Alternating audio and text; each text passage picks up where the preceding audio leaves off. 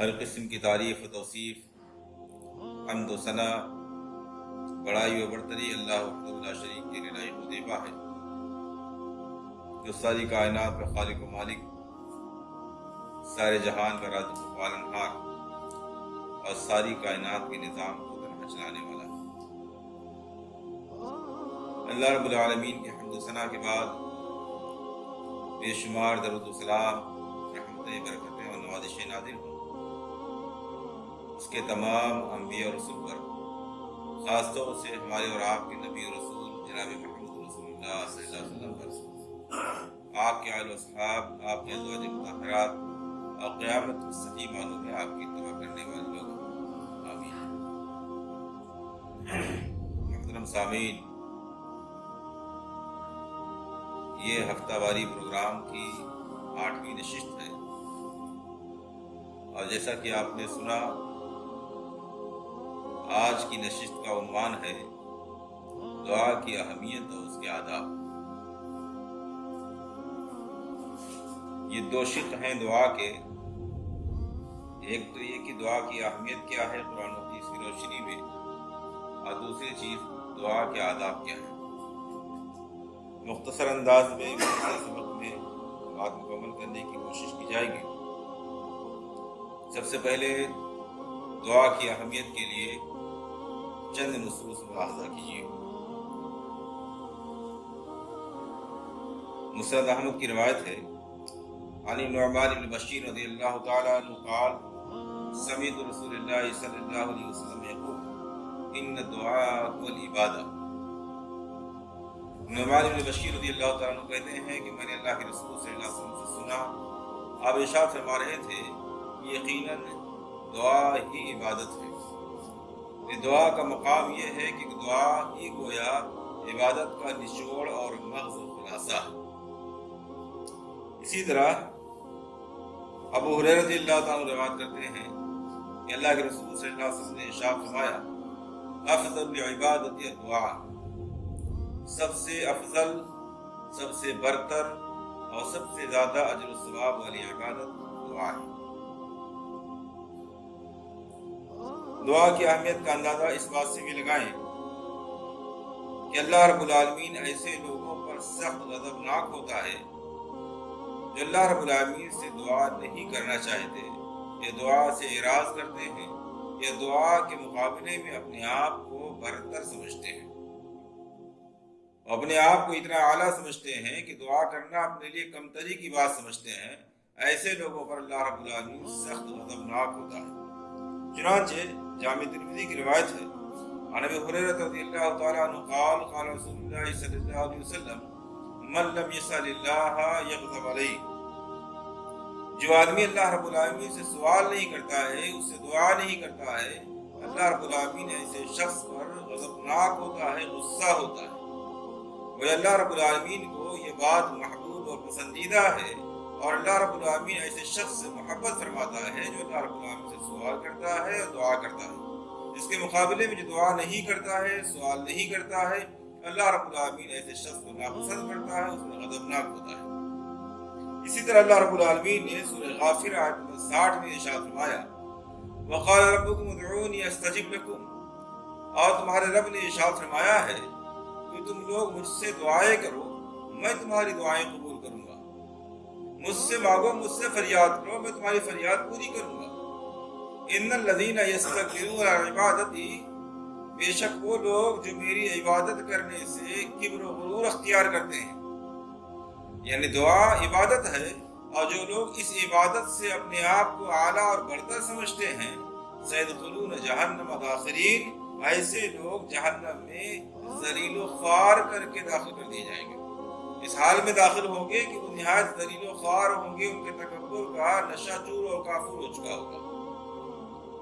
یہ جو چند نصوص آپ کے سامنے بیان کیے گئے، اس سے دو باتیں معلوم ہوئی۔ ایک بات تو یہ کہ دعا عبادت ہی نہیں بلکہ افضل عبادت ہے۔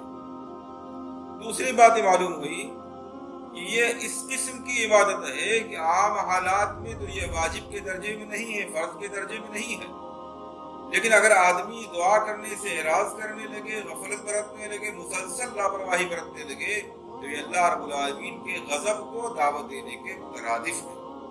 اور اگر یہ چیز اور زیادہ بڑھ جائے اور دعا کرنے کے مقابلے میں، دعا کرنے کے سلسلے میں آدمی اپنے آپ کو اعلیٰ اور برتر سمجھنے لگے تو گویا وہ اپنے آپ کو جہنم میں داخل کرنے کے لیے پیش کر رہا ہے، کیونکہ اللہ رب العالمین نے ایسے ہی لوگوں کے بارے میں فرمایا ہے سيدخلون جہنم داخرین، یہ لوگ جہنم میں داخل ہوں گے اس حال میں کہ ذلیل و خوار ہوں گے۔ ظاہر سی بات ہے جب یہ عبادت ہے تو عبادت کے بھی کچھ آداب ہوں گے، کچھ طریقے اصول ہوں گے۔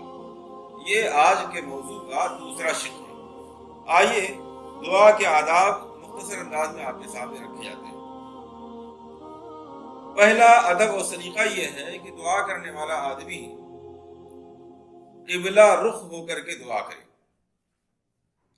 میں یہاں ایک بات کی وضاحت کر دوں کہ یہ دعا کے جو آداب بیان کیے جا رہے ہیں دعا کی قبولیت کو بہتر بنانے کے لیے، نہ کہ دعا کے لیے شرط ہے۔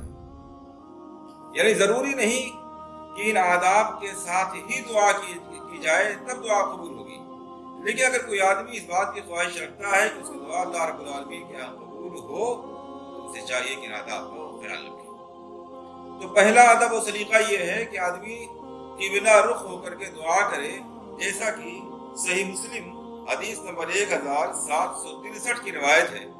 حضرت عمر بن خطاب رضی اللہ تعالیٰ عنہ راوی ہیں، کہتے ہیں اللہ کے رسول صلی اللہ علیہ وسلم جو غزوہ بدر کے دن آپ صلی اللہ علیہ وسلم نے دعا کرنے کا ارادہ فرمایا تو آپ قبلہ رخ ہو گئے۔ بڑی روایت ہے، اس میں اس بات کا ذکر ہے کہ آپ صلی اللہ علیہ وسلم پہلے قبلہ رخ ہو گئے، پھر آپ صلی اللہ علیہ وسلم نے دعا کی۔ اس روایت کے اس حصے کو لے کر کے محدثین نے یہ بات لکھی ہے کہ اس سے یہ مسئلہ معلوم ہوتا ہے کہ دعا کے آداب میں سے، دعا کے سلیقے میں سے یہ ہے کہ دعا کرنے والا قبلہ رخ ہو کر کے دعا کرے۔ دوسرا ادب ہے ہاتھوں کو اٹھا کر کے دعا کرنا، کیونکہ ہاتھوں کو دعا کے لیے اٹھایا جائے تو یہ اس کی قبولیت کو اور زیادہ ممکن بنا دیا کرتا ہے۔ جیسا کہ جامع ترمذی کی حدیث نمبر 3556 کی روایت ہے، حضرت سلمان فارسی رضی اللہ تعالیٰ عنہ راوی ہیں، وہ کہتے ہیں اللہ کے رسول صلی اللہ علیہ وسلم نے ارشاد فرمایا ان اللہ حی کریم، اللہ رب العالمین شرم کرنے والا نہایت سخی ہے۔ یستحیی، وہ اس بات سے شرم محسوس کرتا ہے اذا رفع الرجل الیہ یدیہ، جب کوئی آدمی اپنے دونوں ہاتھوں کو اس کی طرف دعا کے لیے اٹھاتا ہے، ان یردہما صفرا خائبین، کہ وہ دونوں ہاتھوں کو یوں ہی خالی اور ناکام واپس کر دے، اس سے اللہ رب العالمین کو شرم آتی ہے۔ لہذا یہ روایت اس بات کی دلیل ہے کہ اگر کوئی آدمی دعا کی قبولیت کا خواہش مند ہے تو اسے چاہیے کہ دعا کے لیے اپنے ہاتھوں کو بھی بلند کرے۔ تیسری چیز، دعا کرنے سے پہلے اللہ رب العالمین کی حمد و ثنا بیان کرے، نبی اکرم صلی اللہ علیہ وسلم پر درود و سلام بھیجے۔ یہ دعا کی قبولیت کو زیادہ بہتر بنا دیا کرتا ہے۔ جیسا کہ جامع ترمذی کی روایت ہے، حدیث نمبر 3476، حضرت فضالہ ابن عبید رضی اللہ تعالیٰ عنہ کہہ رہے ہیں کہ ہم لوگ مسجد نبوی میں نبی اکرم صلی اللہ علیہ وسلم کے ساتھ بیٹھے ہوئے تھے، ایک آدمی مسجد میں داخل ہوا اور اس نے دعا کرنی شروع کی، اللہم اغفر لی ورحمنی، اللہ تو میرے خطاؤں کو معاف فرما دے اور مجھ پر رحم فرما۔ اللہ کے رسول صلی اللہ علیہ وسلم نے فرمایا عجلت ایھا المصلی، اے نمازی تم نے دعا کرنے میں جلدی کی ہے۔ اذا صلیت فقعدت، جب آپ نماز سے فارغ ہو جائیں تو بیٹھیں۔ فاحمد اللہ بما هو اہلہ، تو اللہ رب العالمین کی تعریف کیجئے جس کا وہ اہل اور مستحق ہے۔ وصلی علیہ، پھر مجھ پر درود و سلام بھیجئے۔ ثم ادعوہ، پھر اللہ رب العالمین سے دعا کیجئے۔ یہ دعا کا سلیقہ طریقہ اللہ کے رسول صلی اللہ علیہ وسلم نے بیان فرمایا۔ قال ثم صلى رجل آخر بعد ذلك، راوی کہتے ہیں کہ اس واقعے کے بعد تھوڑی دیر کے بعد ایک دوسرا آدمی آیا، اس نے نماز پڑھی اور نماز پڑھنے کے بعد میں اللہ رب العالمین کی حمد و ثنا بیان کی، نبی اکرم صلی اللہ علیہ وسلم پر درود بھیجا، تو اللہ کے رسول صلی اللہ علیہ وسلم نے ارشاد فرمایا ایھا المصلی ادعو، تو جب اے نمازی اب دعائیں کرو تمہاری دعا قبول کی جائے گی۔ لہذا دعا کے آداب میں سے یہ بھی ہے کہ آدمی دعا کرنے سے پہلے اللہ رب العالمین کے حمد و ثنا بیان کرے، نبی اکرم صلی اللہ علیہ وسلم پر درود و سلام بھیجے۔ اور بعض روایات سے اور انبیاء کی دعاؤں سے بات معلوم ہوتی ہے کہ درود و سلام بھیجنے کے بعد میں توبہ استغفار کرے، اپنی خطاؤں کا اعتراف کرے، اپنی مجبوری، اپنی کمزوری، اپنی بے بسی کا بھی اظہار کرے تو دعا کی قبولیت میں اور زیادہ اضافہ ہو جاتا ہے۔ اسی طرح دعا کے آداب میں سے یہ بھی ہے کہ جامع دعائیں منتخب کر کے ان کے ذریعہ دعا کیا کرے۔ جامع سے مراد یہ ہے کہ ایسے الفاظ کے ذریعہ دعا کی جائے جو الفاظ تو مختصر ہوں مگر ان کے معانی بہت وسیع ہوں۔ مثال کے طور پر قرآن کریم کی یہ دعا ربنا آتنا فی الدنیا حسنہ وفی الآخرۃ حسنہ وقنا عذاب النار، الفاظ بہت مختصر ہیں مگر معانی کے اعتبار سے دنیا اور آخرت کی تمام قسم کی بھلائیاں اس کے اندر سمیٹ دی گئی ہیں۔ تو جامع الفاظ کے ذریعے دعا کرنا یہ دعا کے آداب اور سلیقے میں سے ہے، جیسا کہ سنن ابی داؤد کی روایت ہے، حدیث نمبر 1482، عائشہ رضی اللہ تعالیٰ عنہ کہتی ہیں قال رسول اللہ صلی اللہ علیہ وسلم یستحب الجوامع من الدعاء ويدع ما سوى ذلك، اللہ کے رسول صلی اللہ علیہ وسلم جامع الفاظ والی دعاؤں کے ذریعہ دعا کرنا پسند فرمایا کرتے تھے، اور اس کے علاوہ جو دوسرے الفاظ کی دعائیں ہوتی تھی انہیں چھوڑ دیا کرتے تھے۔ غیر جامع الفاظ یعنی مثال کے طور پر ایک آدمی بیمار ہے، کئی طرح کی اس کو بیماریاں ہیں، اب ایک شکل تو اس کی یہ ہے کہ اپنی ایک ایک بیماری کو گنوائے، ایک دوسری شکل یہ ہے کہ وہ مختصر انداز میں دعا کرے الہ العالمین میں بیمار ہوں تو مجھ کو شفا عطا فرما دے۔ یہ جو جملہ آیا میں بیمار ہوں تو شفا عطا فرما دے، یہ جامع ہے کیونکہ اس کے اندر ساری کی ساری بیماریاں آ گئی اور شفا کی ساری شکلیں آ گئی۔ تو اللہ کے رسول صلی اللہ علیہ وسلم اس بات کو پسند فرمایا کرتے تھے کہ دعا میں جامع الفاظ اختیار کیے جائیں، اور جامعیت اگر دیکھی جائے تو سب سے زیادہ ان دعاؤں میں ہے جو قرآن میں معصور ہیں یا نبی اکرم صلی اللہ علیہ وسلم سے منقول ہیں۔ جو معصور دعائیں ہیں، قرآن کریم کی دعائیں ہوں یا نبی اکرم صلی اللہ علیہ وسلم کی بیان کردہ دعائیں ہوں، وہ سب سے جامع اور سب سے زیادہ بہتر دعائیں ہیں۔ اس سے زیادہ اولا تو یہی ہے کہ ان الفاظ کو یاد کیا جائے اور انہی الفاظ کے ذریعے دعا کی جائے، لیکن اگر وہ الفاظ نہ یاد ہوں تب بھی جامع الفاظ میں دعا کرنے کی کوشش کرنی چاہیے، غیر جامع الفاظ میں یعنی تفصیل کے ساتھ دعا کرنے کی کوشش نہیں کرنی چاہیے۔ یہ نبی اکرم صلی اللہ علیہ وسلم کی پسند کے خلاف اور دعا کے آداب کے برعکس۔ اسی طرح دعا کے آداب میں سے یہ بھی ہے کہ دعا کرتے وقت نہایت عاجزی، انکساری، بے بسی کے اظہار کے ساتھ دعا کی جائے، اور بہت بلند آواز سے دعا نہ کی جائے بلکہ چپکے آہستہ آہستہ رازداری کے انداز میں دعا کی جائے عام حالات میں، جیسا کہ اللہ رب العالمین سورہ اعراف آیت نمبر 55 میں ارشاد فرماتا ہے ادعوا ربکم تضرعا وخفیا انہ لا يحب المعتدین، اللہ رب العالمین سے دعا کرو عاجزی انکساری کے ساتھ اور چپکے آہستہ آہستہ، انہ لا يحب المعتدین، اللہ رب العالمین حد سے تجاوز کرنے والے لوگوں سے محبت نہیں فرماتا ہے۔ کسی بھی معاملے میں اگر دعا کے معاملے میں بھی کوئی حد سے تجاوز کر رہا ہے تو اللہ رب العالمین ایسے شخص کو پسند نہیں فرماتا ہے۔ اس آیت کریمہ میں اللہ رب العالمین نے 3 باتوں کی تعلیم دی ہے۔ ایک بات تو یہ کہ دعا کرنے والا آدمی عاجزی، انکساری اور بے بسی کا اظہار کر کے دعا کرے۔ دوسری بات یہ کہ بہت بلند آواز میں دعا نہ کرے بلکہ آہستہ آہستہ دعا کرے۔ تیسری بات یہ کہ دعا کرنے میں حد سے تجاوز نہ کرے۔ حد سے تجاوز کی 2 شکلیں ہیں۔ ایک شکل تو یہ ہے کہ بہت بلند آواز ہو جائے، بہت بلند آواز میں چیخ کر کے آدمی دعا کر رہا ہے، ذکر کر رہا ہے، تو یہ اعتداء یعنی حد سے تجاوز ہے، جیسا کہ اس سلسلے میں روایت موجود ہے۔ صحیح بخاری کی روایت ہے، حدیث نمبر 2992۔ حضرت ابو موسیٰ اشعری رضی اللہ تعالیٰ عنہ کہتے ہیں کہ ہم لوگ ایک سفر میں اللہ کے رسول صلی اللہ علیہ وسلم کے ساتھ تھے، تو ہم لوگ جب کسی اونچی جگہ پر چڑھتے تھے تو اللہ رب العالمین کی تحلیل یعنی لا الہ الا اللہ کہتے تھے، اور تکبیر یعنی اللہ اکبر کہتے تھے۔ جب بلند آواز جب ہم لوگ کسی بلندی پر چڑھتے تھے تو لا الہ الا اللہ اور اللہ اکبر کہا کرتے تھے، یہاں تک کہ اس ذکر کے ذریعہ ہماری آوازیں خوب بلند ہو گئی، یعنی دھیرے دھیرے کیفیت ہماری یہ پیدا ہو گئی کہ جب ہم کسی بلندی پر چڑھنے لگتے تھے تو بلند آواز سے کہنا شروع کر دیتے تھے۔ اللہ کے رسول صلی اللہ علیہ وسلم سنا تو آپ نے فرمایا ایھا الناس اربعوا علی انفسکم، اے لوگو اپنے آپ کے ساتھ نرمی کا معاملہ کرو۔ اس طرح سے چیخ کر کے چلا کر کے بلند آواز کے ساتھ اللہ کا ذکر یا اللہ کے ساتھ اللہ سے دعا نہ کرو۔ فإنکم لا تدعون اصم ولا غائبا، اس لیے کہ تم نہیں پکار رہے ہو کسی گونگے کو یا غائب شخصیت کو۔ اللہ رب العالمین نعوذ باللہ نہ تو گونگا ہے تو سمیع ہے، तमाम किस्म की आहिस्ता और तेज आवाजों को सुनने वाला है, इसलिए बुलंद आवाज से चीख करके दुआ करने की जरूरत नहीं। इसी तरह वो गायब भी नहीं, वो मौजूद है, हाजिर है, नाजिर है, इसलिए बुलंद आवाज से दुआ करना, बहुत तेजी के साथ आवाज में दुआ करना, ये दुआ के आदाब के खिलाफ है। इन्नो माअकुम इन्नो समीउन करीब, अल्लाह रब्बुल आलमीन तुम्हारे साथ है, वो तमाम किस्म की आवाजों को सुनने वाला है, वो तुमसे करीब है। तबारक अस्मुहु तआला जद्दुहु, अल्लाह रब्बुल आलमीन का नाम, उसकी शख्सियत, उसका मकाम बहुत बुलंद है। इस हदीस से मुहद्दिसीन ने मसला मुस्तबद किया है कि दुआ करने वाले के लिए ये मसनून है, और दुआ के आदाब में से ये है कि दुआ के लिए आवाजें बहुत ज्यादा बुलंद न की जाएं। हद से तजावुज करने की एक दूसरी शक्ल ये है कि दुआ करते वक्त आदमी अल्लाह रब्बुल आलमीन से किसी ऐसी खास चीज का मुतालबा कर रहा है जिसकी खुसूसियत का कुरान और हदीस में कोई जिक्र नहीं है।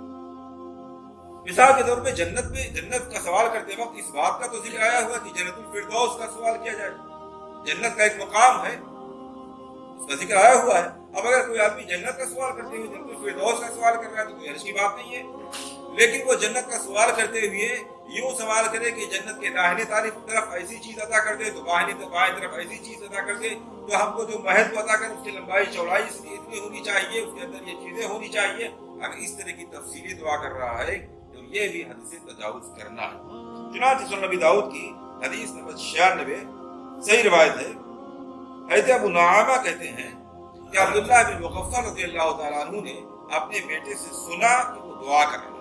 अब्दुल्लाह बिन मुग़फ़्फ़ल रज़ियल्लाहु तआला अन्हु का बेटा दुआ कर रहा था, वो यूं कह रहा था, अल्लाहुम्मा इन्नी अस्अलुकल क़स्रल अबयज़ अन यमीनिल जन्नह इज़ा दख़लतुहा, ऐ अल्लाह जब मैं जन्नत में दाखिल हो जाऊं तो मैं तुझसे इस बात का सवाल कर रहा हूं कि जन्नत के दाहिने साइड में एक सफेद रंग का महल मुझको अता फरमा दे। जन्नत का सवाल तो किया जा सकता है, मैंने बताया जन्नत के किसी खास मकाम का तज़किरा किया जा सकता है जिसका कुरान और हदीस में जिक्र आया हुआ हो, जैसे जन्नतुल फिरदौस। मगर इस तरह कोई आदमी तफसील के साथ अगर कर रहा है जैसे यहाँ मुग़फ़्फ़ल रज़ियल्लाहु तआला अन्हु के बेटे ने किया था, तो ये हद से तजावुज करना है। वक़ाल ऐ बुनैया, जब ये दुआ अब्दुल्लाह बिन मुग़फ़्फ़ल रज़ियल्लाहु तआला अन्हु ने सुनी तो उनको कहने लगे, ऐ मेरे बेटे सलिल्लाहुल जन्नह, आप अल्लाह रब्बुल आलमीन से जन्नत का सवाल करो, वतअव्वज़ बिही मिनन नार, और उससे जहन्नम से पनाह तलब करो, उसकी पनाह जहन्नम से तलब करो। फ़इन्नी समीअतु रसूलल्लाह सल्लल्लाहु अलैहि वसल्लम यक़ूल, क्योंकि मैंने अल्लाह के रसूल सल्लल्लाहु अलैहि वसल्लम से सुना, आप इरशाद फरमा रहे थे, सयकूनु फ़ी हाज़िल उम्मह क़ौमुन यअतदूना फ़ी दुहूरी वद्दुआई, अनक़रीब हमारी उम्मत में ऐसे लोग भी आएंगे जो दुआ करने के मामले में और पाकी हासिल करने के मामले में, यानी वज़ू और गुस्ल के मामले में या इस्तिंजा करने के मामले में, आबदस लेने के मामले में हद से तजावुज करेंगे, दुआ के मामले में और तहारत के मामले में। इस हदीस से दो बातें मालूम हुई। एक बात तो ये कि हद से तजावुज करना दुआ के मामले में और पाकी के मामले में ये खुसूसी ऐसी दो चीजें हैं जिससे अल्लाह के रसूल सल्लल्लाहु अलैहि वसल्लम ने मना फरमाया है, हालांकि हद से तजावुज तो हर मामले में ममनूअ है।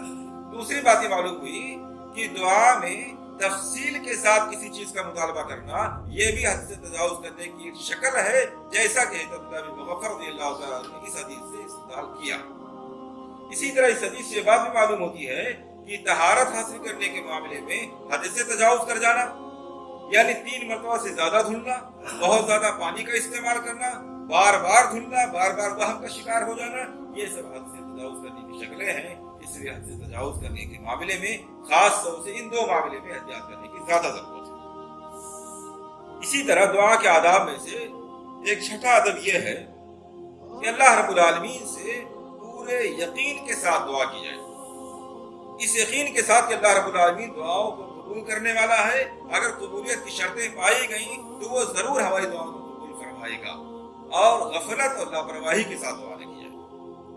जैसा कि जामी तिर्मिज़ी की रिवायत है, हदीस नंबर 3479, अन अबी हुरैरा रज़ियल्लाहु तआला अन्हु क़ाल क़ाल रसूलुल्लाह सल्लल्लाहु अलैहि वसल्लम उदउल्लाह व अंतुम मूक़िनून बिल इजाबा, अल्लाह के रसूल सल्लल्लाहु अलैहि वसल्लम इरशाद फरमाते हैं कि अल्लाह रब्बुल आलमीन से दुआ करो इस हाल में कि तुम दुआ की कबूलियत का पूरा यकीन रखो, डाउट ना हो कबूल करेगा या नहीं करेगा, पूरे यकीन के साथ, पूरे जज्म के साथ दुआ करो। वअलमू अन्नल्लाह ला यस्तजीबु दुआ मिन क़ल्बिन गाफिरिन लाहिन, और ये बात खूब जान लो कि अल्लाह रब्बुल आलमीन کسی بھی ایسے شخص کی دعا قبول نہیں کرتا ہے جس کا دل دعا کرتے وقت غافل اور لاپرواہ ہو۔ جیسا کہ ہمارے یہاں کسی کے ایک رواج بنا، دعا رواج میں، رسم میں، طریقے میں شامل ہو گیا ہے۔ نماز کے بعد آپ دیکھتے ہوں گے لوگوں کے پاس وقت نہیں ہوتا ہے، لیکن اس کے باوجود رسماً ہاتھ اٹھایا اور چند سیکنڈ میں فوراً ہاتھ نیچے۔ یہ کیا ہے؟ نہایت غفلت اور لاپرواہی کے ساتھ دعا کرنا ہے۔ خواہ آپ 24 گھنٹے میں ایک بار دعا کریں، کوئی حرج کی بات نہیں، مگر جب دعا کریں وقت نکال کر کے پورے اطمینان کے ساتھ، پورے خشوع و خضوع کے ساتھ، پورے توجہ کے ساتھ اور پورے یقین کے ساتھ دعا کریں، کیونکہ اللہ رب العالمین لاپرواہ دل سے ہونے والی دعا کو قبول نہیں فرماتا ہے۔ اسی طرح دعا کے آداب میں سے 7واں ادب یہ ہے کہ اللہ رب العالمین سے شک کے ساتھ یا شرط کے ساتھ دعا نہ کی جائے، بلکہ پورے یقین کے ساتھ اور پوری عزم کے ساتھ دعا کی جائے۔ یعنی دعا میں یوں نہ کہا جائے کہ اللہ تو اگر چاہے تو مجھ کو یہ عطا فرما دے، تو اگر چاہے تو ہمارے اوپر رحم فرما دے، بلکہ اللہ رب العالمین سے اصرار کر کے دعا کی جائے۔ اللہ تو ایسا کر دے، میں تیرا بندہ ہوں۔ اللہ رب العالمین کے سامنے اپنے حالات کو بیان کرتے ہوئے پورے اصرار کے ساتھ دعا کرنے کی کوشش کی جائے، یوں نہیں کہ تو چاہے تو ایسا کر دے۔ جیسا کہ صحیح بخاری کی روایت ہے، حدیث نمبر 7477، عن ابی ہریرہ رضی اللہ تعالی عنہ ان رسول اللہ صلی اللہ علیہ وسلم قال اذا دعا احدكم فلا يقل اللهم اغفر لي ان شئت۔ جب تم میں سے کوئی آدمی دعا کرے تو یوں نہ کہے کہ اللہ تو میری بخشش فرما دے اگر تو چاہے، ایسا نہ کہے۔ کیوں؟ ولكن ليعزم المسألہ، کیونکہ دعا کا ادب یہ ہے، اس کا سلیقہ یہ ہے کہ دعا کرنے والا پورے اصرار کے ساتھ، عزم کے ساتھ دعا کرے۔ وَلِيُعَزِّمَ الرَّغْبَةَ، اور پوری رغبت کے ساتھ، پورے شوق کے ساتھ دعا کرے۔ اللہ مجھے اس کی ضرورت ہے، تجھے عنایت فرمائے فرما دے، تیرے علاوہ میرا کوئی دستگیر نہیں ہے۔ پورے ضد کے ساتھ، پورے اصرار کے ساتھ غلامی سے دعا کرنے کی کوشش کی جائے۔ یہ دعا کے آداب میں سے ایک دوسری روایت میں، صحیح بخاری کی روایت میں ہے، اللہ کے رسول صلی اللہ علیہ وسلم نے مزید ارشاد فرمایا انه يفعل ما يشاء لا مكره له، کیونکہ اللہ رب العالمین تو جو چاہے کر سکتا ہے، اس پر کوئی زور دباؤ ڈالنے والا نہیں ہے۔ جب اللہ رب العالمین قادر مطلق ہے، جو چاہے عطا کر سکتا ہے، تو اس سے دعا کرتے وقت کوئی شرط نہ لگائی جائے، بلکہ اس سے پوری اصرار و ضد کے ساتھ دعا کرنے کی کوشش کی جائے تاکہ دعا قبول ہو جائے۔ اسی طرح دعا کے آداب میں سے یہ بھی ہے کہ اللہ رب العالمین سے جو دعا بھی کی جائے، دعا کے الفاظ کو 3 مرتبہ یا 3 سے زیادہ مرتبہ دہرایا جائے، ریپیٹ کیا جائے۔ حالانکہ ضروری نہیں ہے، ایک مرتبہ بھی دعا کی جا سکتی ہے، لیکن دعا کے آداب میں سے، نبی اکرم صلی اللہ علیہ وسلم کے طریقے میں سے یہ ہے کہ دعا کے الفاظ کو 3 مرتبہ یا اس سے زیادہ مرتبہ دہرایا جائے۔ البتہ روایات پر نظر ڈالنے سے بات معلوم ہوتی ہے کہ اگر کوئی آدمی 1 سے زیادہ مرتبہ دعا کے الفاظ کو دہرا رہا ہے تو اس کے لیے مسنون یہ ہے کہ وہ تعداد وتر تعداد میں ان الفاظ کو دہرائے، یعنی 1 3 5 7 اس طرح سے تعداد میں۔ جیسا کہ صحیح مسلم کی روایت ہے، حدیث نمبر 1794، عن عبداللہ بن مسعود رضی اللہ تعالی عنہ ان النبی صلی اللہ علیہ وسلم كان اذا دعا ثلاثا واذا سأل ثلاثا۔ اللہ کے رسول صلی اللہ علیہ وسلم جو دعا فرماتے تھے تو 3 مرتبہ دعا فرماتے تھے۔ ایسے ہی اللہ کے رسول صلی اللہ علیہ وسلم کسی چیز کا سوال کیا کرتے تھے تو 3 مرتبہ اس کا سوال کرتے تھے۔ تو دعا کے آداب میں سے یہ بھی ہے کہ 3 مرتبہ الفاظ کو دہرایا جائے، 3 مرتبہ کم سے کم۔ بعض روایات میں 5 مرتبہ، بعض روایات میں 7 مرتبہ بھی اللہ کے رسول صلی اللہ علیہ وسلم کے دہرانے کا تذکرہ آیا ہوا ہے۔ اسی طرح دعا کے آداب میں سے یہ بھی ہے کہ بار بار دعا کی جائے۔ دعا کے سلسلے میں نہ تو آدمی اکتاہٹ کا شکار ہو اور نہ ہی جلد بازی کا شکار ہو۔ ایسا نہ ہو کہ کسی چیز کی آدمی کو ضرورت ہے، اس نے ایک بار یا چند بار دعا کی اور اسے یوں محسوس ہوا کہ شاید وہ چیز ہمیں حاصل نہیں ہو رہی ہے، تو وہ دعا کرنے سے باز نہ آئے، بلکہ بار بار اللہ رب العالمین سے دعا کرتا رہے۔ اجرت پسندی دعا میں بہتر نہیں ہے۔ جیسا کہ صحیح مسلم کی روایت ہے، حدیث نمبر 2735، عن ابی ہریرہ عن النبی صلی اللہ علیہ وسلم انہ قال، ابو ہریرہ رضی اللہ تعالیٰ عنہ اللہ کے رسول صلی اللہ علیہ وسلم بیان کرتے ہیں کہ آپ نے ارشاد فرمایا لا یزال یستجاب للعبد ما لم يدعو باسم او خطیۃ رحم۔ ہمیشہ بندے کی دعا قبول کر لی جاتی ہے۔ اگر قبولیت کی شرطیں پائی گئیں تو ہمیشہ بندے کی دعا قبول کی جاتی ہے، جب تک کہ وہ کسی گناہ کے سلسلے میں دعا نہ کرے یا قطع رحمی کے سلسلے میں دعا نہ کرے۔ کسی گناہ کے سلسلے میں، ایک آدمی چور ہے، چوری کے سلسلے میں دعا کر رہا ہے، شرابی ہو، شراب ملنے کی دعا کر رہا ہے، یہ گناہ کی دعا ہے، یا قطع رحمی کی رشتہ داریوں کو توڑنے کی دعا کر رہا ہے، تو یہ دو قسم کی دعائیں قبول نہیں ہوتی ہے۔ ہمیشہ دعا قبول کر لی جاتی ہے جب تک بندہ گناہ کے سلسلے میں دعا نہ کرے یا قطع رحمی کے سلسلے میں دعا نہ کرے۔ ما لم یستعجل، جب تک دعا کرنے والا جلد بازی نہیں کرتا ہے۔ ہمیشہ دعا قبول کی جاتی ہے جب تک دعا کرنے والا جلد بازی نہیں کرتا ہے۔ پوچھا گیا یا رسول اللہ بل استعجال، دعا میں جلد بازی کرنے سے کیا مراد ہے؟ آپ صلی اللہ علیہ وسلم نے ارشاد فرمایا یقول قد دعوت وقد دعوت فلم ارى يستجيب لي فيستحسن عند ذلك ويدعو الدعاء۔ دعا میں جلد بازی یہ ہے کہ آدمی یہ کہنے لگتا ہے کہ میں نے اللہ رب العالمین سے دعا کی، پھر دعا کی، پھر دعا کی، مگر میری دعا شاید قبول نہیں کی گئی ہے۔ اب وہ دعا کے سلسلے میں، دعا کی قبولیت کے سلسلے میں تنگ دلی کا شکار ہوتا ہے اور دعا کرنا بند کر دیتا ہے۔ یہ ہے دعا میں جلد بازی کرنا۔ لہذا دعا کے آداب میں سے یہ بھی ہے کہ اگرچہ کوئی چیز بظاہر ہمیں ملتی ہوئی نظر نہ آئے، دعا قبول کرتے ہوئے محسوس نہ ہو، اس کے باوجود جس چیز کی ہمیں ضرورت ہے اس کے لیے ہم بار بار دعا کرتے رہیں، یہ دعا کے آداب میں سے مشروع طریقہ ہے دعا کا۔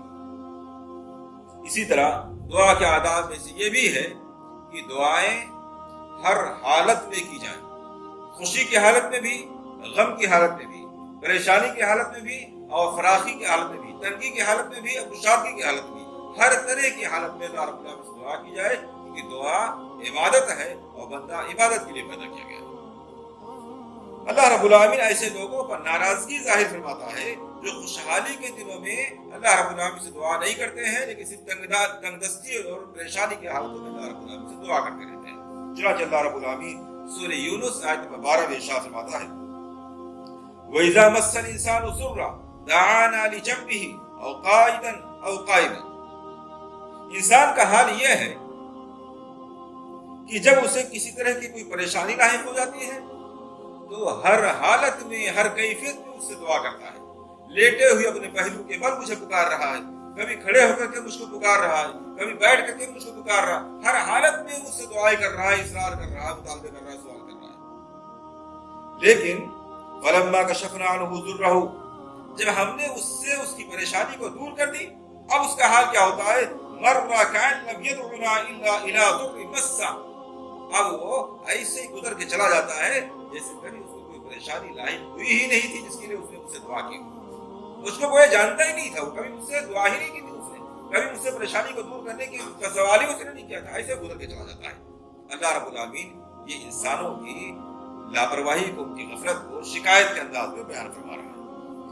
كَذَلِكَ زُيِّنَ لِلْمُسْرِفِينَ مَا كَانُوا يَعْمَلُونَ، اسراف کرنے والے لوگوں کے لیے، حد سے تجاوز کرنے والے لوگوں کے لیے ان کے عمل کو ایسے ہی مزین کر دیا گیا ہے۔ اس آیت کریمہ میں اللہ رب العالمین ہم سے، آپ سے اشارتاً اس بات کا مطالبہ کر رہا ہے کہ ہم ہر حالت میں اللہ رب العالمین سے دعا کریں، پریشانی اور تنگی کی حالت میں بھی اور خوشحالی اور آرام کی حالت میں بھی دعا کرتے رہیں۔ اسی طرح دعا کے آداب میں سے یہ بھی ہے کہ دعا کرنے والا اپنے لوگوں کے سلسلے میں بددعا کے الفاظ استعمال نہ کرے۔ اپنے لوگوں سے مراد یہ ہے کہ اپنے اوپر، اپنی اولاد کے اوپر، اپنے رشتہ داروں کے اوپر، اپنے غلاموں کے اوپر، نوکروں کے اوپر یا اپنے جانوروں کے اوپر، اپنی ذات سے متعلق جتنی چیزیں ہیں ان میں سے کسی بھی شخص کے لیے، کسی بھی چیز کے لیے بددعا کے الفاظ استعمال نہ کرے۔ جیسا کہ سنن نبی داؤد کی روایت ہے، حدیث نمبر 1532، عن جابر بن عبد الله رضي الله تعالى عنه قال قال رسول الله صلى الله عليه وسلم لا تدعوا على انفسكم ولا تدعوا على اولادكم ولا تدعوا على خدمكم ولا تدعوا على اموالكم، اپنے آپ پر بددعا نہ کرو۔ بعض دفعہ اس طرح مایوسی کا شکار ہو جاتا ہے آدمی کا، اپنے سلسلے میں بہت بددعائیں کرنے لگتا ہے۔